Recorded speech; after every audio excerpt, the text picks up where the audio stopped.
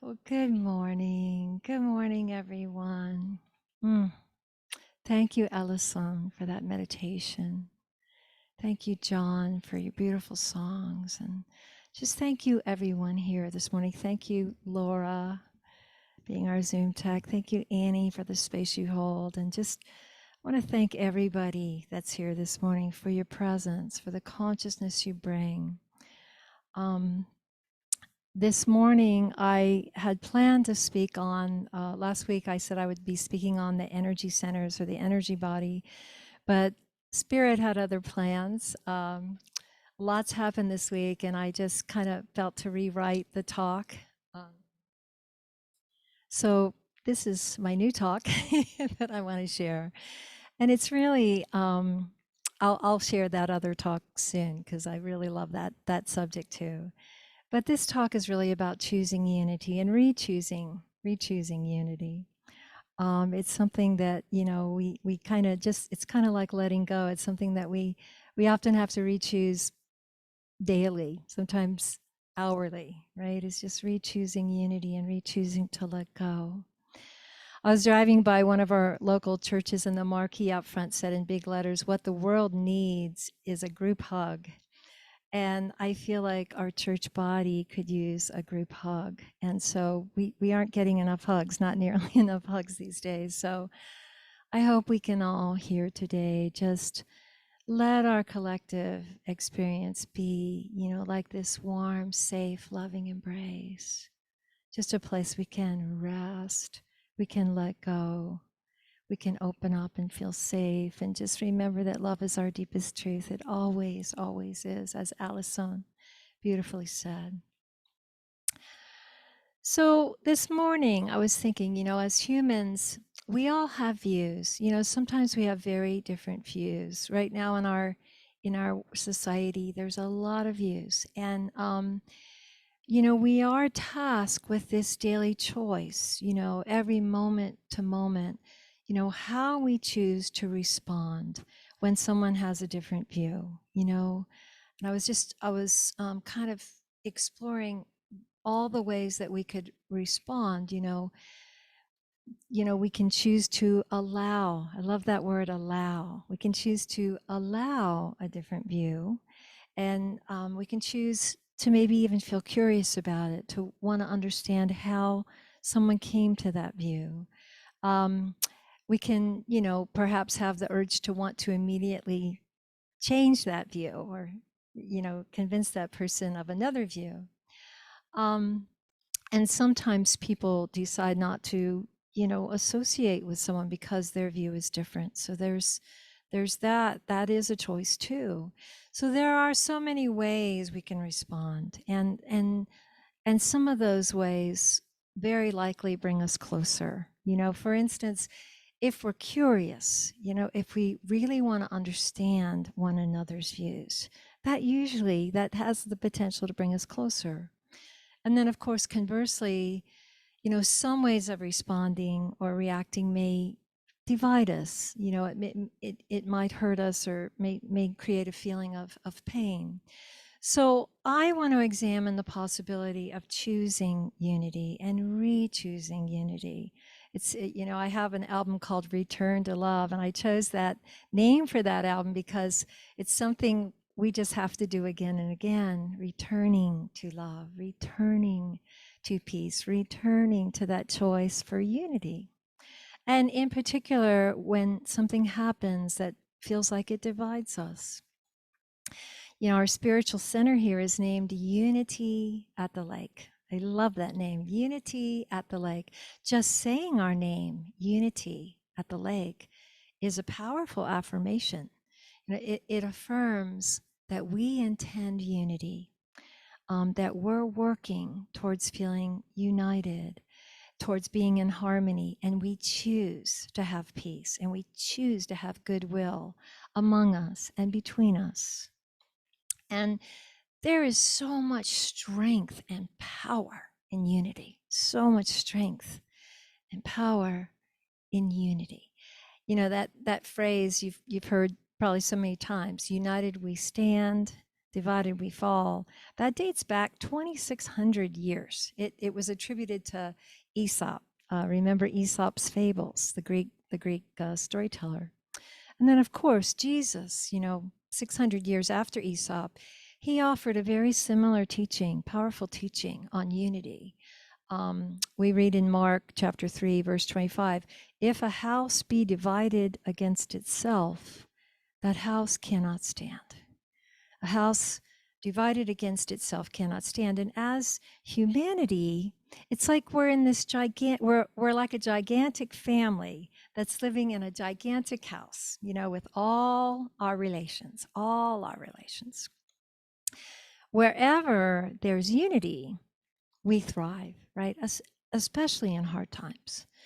But wherever there's division, it's like the house has a hole in the wall, a big hole in the wall, and the rain is blowing in, and the cold and the wind is blowing in, and it doesn't feel safe. It doesn't feel like a safe place of refuge, a safe refuge. The Apostle Paul offered his followers a powerful teaching about unity. It's found in chapter 12 of 1 Corinthians. Let me read you verse 25, really powerful verse. So that there should be no division in the body, but that its parts should have equal concern for each other. If one part suffers, every part suffers with it. If one part rejoices, every part rejoices with it. Now you are the body of Christ, and each of you is a part of it. If we knew without any doubt that this was true, that if one person suffers, we all suffer on some level. We'd all be so mindful. We'd want to be so mindful, right, of how we treat each other. We'd want to do our best to become as skillful as possible in our interactions, our communications, so that we can do our best to not cause suffering. And we'd also probably we'd be really interested in reconciliation, in healing our relations when we feel divided. So last Sunday, I shared a story where I shared that, in my opinion, in my view, I would want my mom's housekeeper to wear a mask around my elderly, fragile mom if the housekeeper had been exposed to COVID.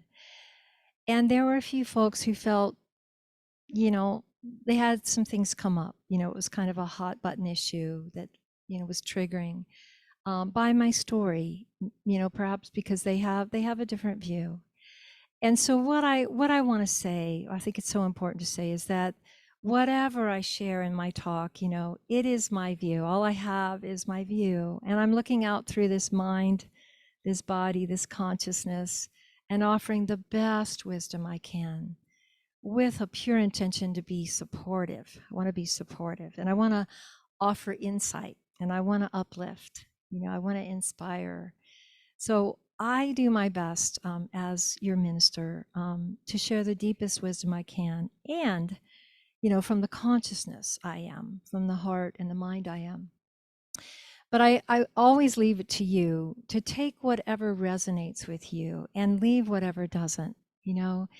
It's a fact of life that, we're not going to agree on everything. We're not going to always see things with the same view and the same perception. And I just want you to know, I certainly don't insist on my way or the highway, so I want to make that clear. I really want to make that clear today, and also be the first to say that I'm not perfect, and I don't claim to be anything other than someone who's really deeply committed to being as conscious as possible. And I'm always working towards that. I love learning. I'm always learning myself. And so I'm not always going to say the right thing just the right way, so I ask for your understanding and your compassion. And also I offer mine to you. I offer my understanding and compassion to you, so that, together we can soften together what sometimes feels like quite a bumpy ride in this life, in this thing we call life. I hope we can all soften, just soften our positions, our positions, so that we can allow, for there to be views that maybe we don't hold, and yet still be able to stay in the energy of love, the energy of love, the energy of compassion. One, excuse me, one thing that's becoming clearer than ever to me is that when it comes to how we find our way to that strength and power of unity, something that is so essential in supporting that strength and power of unity is learning how to communicate in a way that is nonviolent. Okay, I love the teachings from nonviolent NVC, nonviolent communication. We always move towards greater unity when we work towards developing skills that lead to increasing our understanding, because understanding will almost always increase our compassion. With understanding comes compassion, comes love. In my second, I think it was my second talk, my second Sunday, I gave a talk on the art of communicating. And in that talk from the teachings from Thich Nhat Hanh, it focuses on the two most essential skills. The first is learning to compassionately listen to one another, to deeply and compassionately listen to each other. And to be able to listen, we need an intention to listen. We need to want to, right? We need an intention to want to understand, someone else's views and feelings. As Thich Nhat Hanh said, understanding is the beginning of love. And the other skill that's so important in communication is how we speak. It's loving speech. Can we use loving speech, which means we have a clear intention to speak with kindness. I love that Juliet's practice with the children is kindness today, and respect, and from the heart, and from a place where we take responsibility for our experience, and we use I statements. So intention is so very important. If our intention is to gain understanding and feel close again, and to heal from feeling divided, we're already halfway there. If our intention, on the other hand, is to lash out because we feel angry, or our intention is to make the other person wrong and ourselves right, and to just dig our heels in, that usually doesn't lead to greater understanding. It usually leads to feeling more divided, and sometimes feeling hurt and feeling misunderstood. So Thich Nhat Hanh would say, when you're triggered, when difficult emotions come up, he would say to take care of your strong emotions, to embrace them like you're holding a little child, and to be mindful and to breathe and to just get back to your center. To take a pause and wait to communicate until you can get to a place of an intention for understanding versus blaming. And then use the skills of practicing really listening and speaking from love, versus that need to be right and make the other person wrong or change somebody's mind. And I know it's easier said than done, we're all a work in progress, but with practice, we can do it. It's like playing the piano, the more you practice, the more skill you have, and then the more naturally you just play well, right? Our world and our relationships need us to play well, to play well with others and to become skilled communicators so we can bring more peace to our interactions, to our relationships, and to our community. There's a story. I read a great article on the story of the Supreme Court Justices Ruth Bader Ginsburg, who was, as you know, a liberal female justice. She passed away, I think, last year. And then Antonin Scalia, and he was a conservative justice. I think he passed in 2016. But to read about their close bond and friendship is so inspiring. Part of what created their bond was that they both grew up as outsiders, to the ruling elite. You know, she was Jewish and a woman, and he was Catholic and an Italian American. They were both New Yorkers. They worked at the same place, and they liked a lot of the same things. They had actually a lot in common. They loved law and teaching and travel and music, and they loved, having a meal with family and friends. But at the same time, they were so very different in their views of the law. There's a humorous story from Scalia's son about how his father lamented in a good-natured way that Ruth described his view of a case as less than fully baked. And the son said, "Well, it could have been worse, Dad. She could have said your ideas were half-baked." And Scalia replied with a grin, "No, this was worse. It could mean I'm 1/4 or only 1/5 baked." So, what was just so inspiring about their friendship was they really demonstrated how to welcome debate and differences, how to welcome debate and differences. And they disagreed on some of the most divisive issues of our day. And yet, not for a moment did one of them think the other should be condemned or ostracized. And more than that, they believed that what they were doing, arriving at their opinions thoughtfully and advancing them vigorously, was essential to the national good. They felt with less debate, their friendship would have been diminished. And they believed so would our democracy. So a huge takeaway, and a huge key from their example is respect. Respecting the other has a right to their opinion. And respect means we don't need to put down someone else's opinion. We don't need to make things personal, right? That's where I think in a lot of society that we go off the rails with conflicts, and in interpersonal relationships. That's how we go off the rails. When we make things personal and stop being respectful, then when our comments turn to insults, at that point, we've lost the ability to listen. We've lost the ability to really have effective communication and really truly discuss the issue at hand. I have a wonderful friend who is an excellent longtime teacher of nonviolent communication.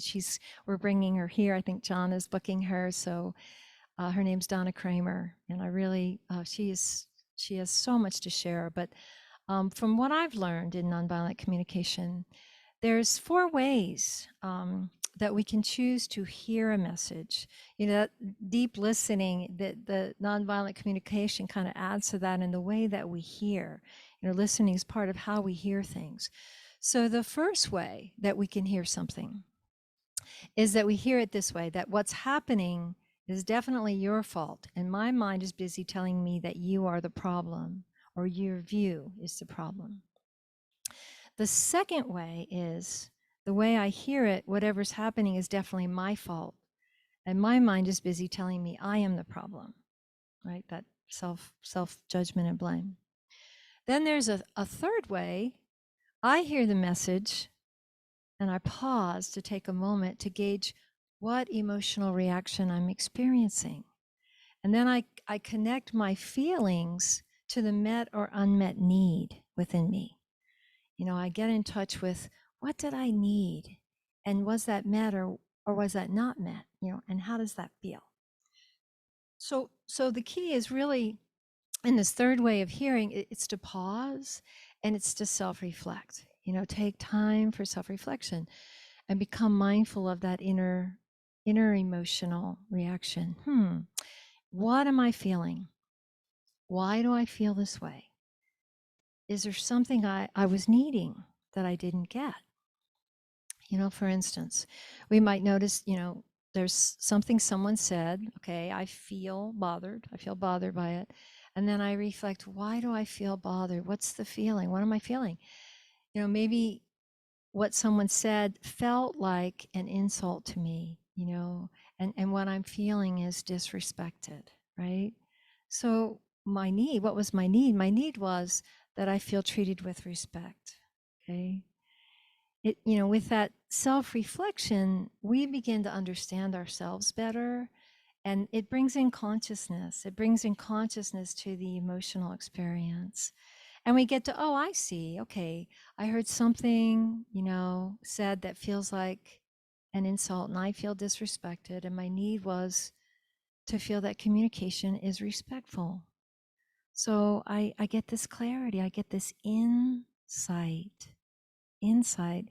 If we can do this and not go into reaction, you know, that's the skillfulness. That's where we pause and we breathe and we reflect. Okay, what am I feeling?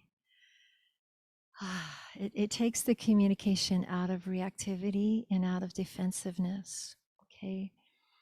It can take it out of the automatic, those old patterns of, responding with blame. And we can shift to actually wanting to understand both how we feel and why, and also how the other person feels and why, how they got to what their view is. And so that leads to the fourth way of hearing a message, and that is I hear the message and I pause to become curious as to how you might be feeling and what you might perhaps be needing in this situation. So now I'm putting myself in your shoes and how you feel and why you might feel that way. I'm moving my consciousness into the consciousness into the you I am. So, these four things, I mean, that's what Ginsberg and Scalia could do. They could listen, they could get to this listening, they could hear each other, and they were curious about each other's position. And it may not have changed their mind or their view or opinion, but it created a respect for the other view. And the respectful listening was always there, always there. So, as a community that names itself Unity, I think of us as a community of friends, and I believe that we can be like those two justices, that we can allow that we will at times not agree on everything. With my whole heart, I believe we can find a way to allow for that and still be able to remain friends and even grow deeper in a more authentic friendship. Okay. Um, hmm. So there are more wonderful guidelines to help with this in this process. And I'd like to share 5 suggestions that I believe are really helpful. I've touched on them, but I want to reiterate some of them and share some new ones. The first one is for us to let friendship be a safe place to disagree. Let it be a safe place for disagreement. See if you can, get to a place strong enough in your sense of self that you can state your opinion, but you don't need to force it on the other person.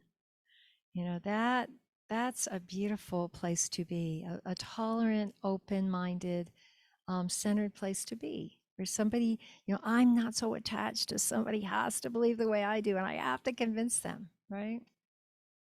Number 2, don't devalue the other person. Use I statements. Avoid you attacks, right? Ask them why they believe as they do, and maybe share the merits of your position versus the hazards of theirs. Don't attack their character, remain humble, offer respect, and keep that reciprocal respect going. The third thing is to consider your motives, your intention, right? Especially, just self-reflect and see, am I really feeling attached to being right? Just examine that. It's powerful to examine that.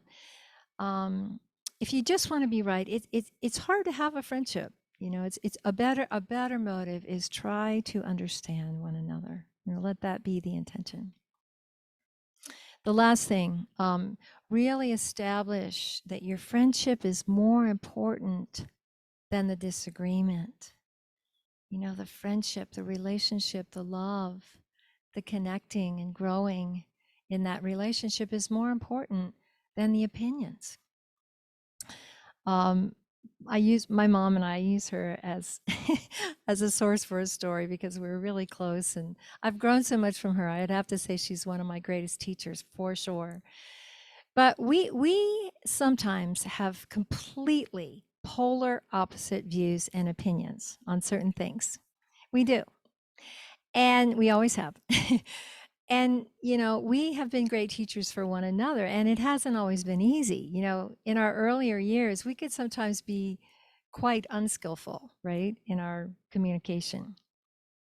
But because we've both grown, we've come to realize that our time together is so precious. And sharing love and enjoying the time we have left is what matters. And we don't want to waste any of it, not a minute, being at odds because our opinions are sometimes at odds. So, our relationship our love is far more important than any disagreement. There's a beautiful quote from Nisargadatta. He's an Indian sage. I love his book. He has a book, I Am That. And he says, the mind creates the abyss and the heart crosses it. The mind creates the abyss and the heart crosses it.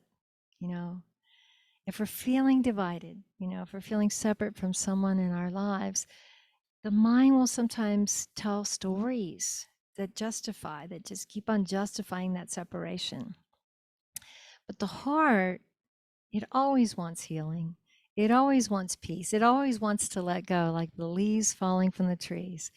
It doesn't want to hold on at all to suffering. It knows that that's just creating unnecessary suffering, right? So the mind creates the abyss, but the heart is ever willing to cross it. And of course we're likely to face this choice every day. Do we choose in this moment now where we might feel a little triggered, do we choose to come from loving kindness, right? Or are we, stuck in that mode of, making ourselves right and proving that person wrong?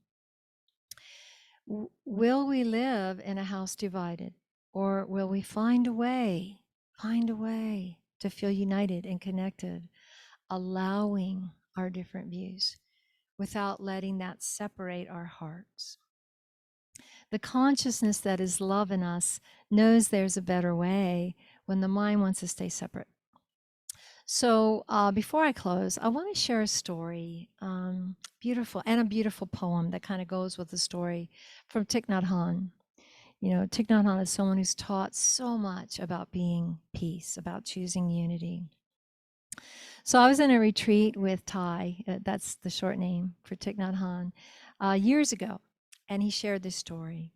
And he was sharing that, during the Vietnam War, he was living in Vietnam. Of course, he's Vietnamese, and he was training young monks at a monastery. And, he would not take a side in the war between North and South Vietnam. And one day, one of his novice monks came back to the monastery, and the young monk was just sobbing, just sobbing. And Thai asked him what happened, and the young monk said, I was walking down the street, coming back from serving food in the food kitchen, and there was a soldier up on a tank, and he looked down at me with so much hatred and then spit on my head. And when I felt the sensation at first, I felt so much anger and I wanted to lash out. But I took a breath and another breath, and I came back to myself and my mindfulness, and then I took some steps with mindfulness, and I felt the anger and the hatred dissolve out of my being.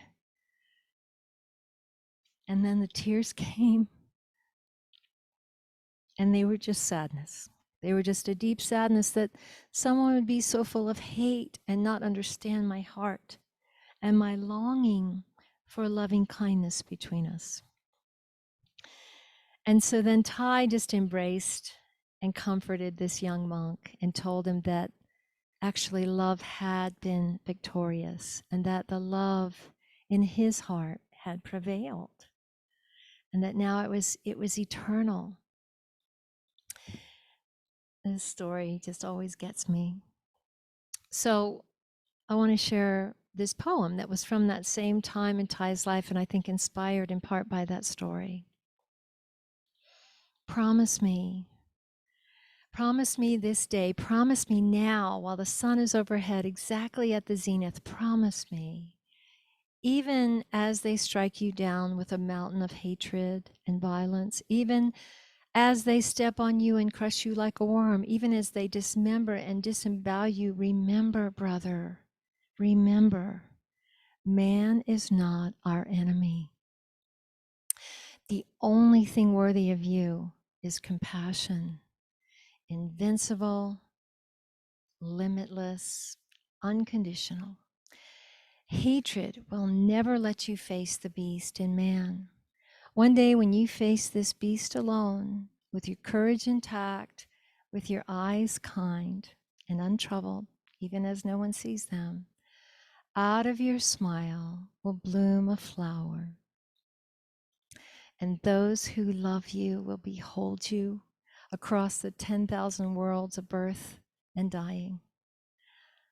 Alone again, I will go on, bent head, knowing that love has become eternal. On the long, rough road, the sun and the moon will continue to shine.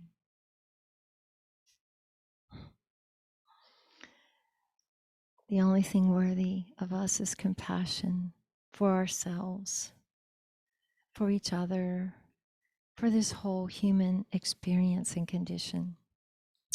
May we learn to allow each other's views, different views, and may we choose love and respect for each other, even when we don't agree on everything. May we communicate with respect always. So in closing, would you affirm with me, we now release any beliefs that divide us and turn to each other with understanding.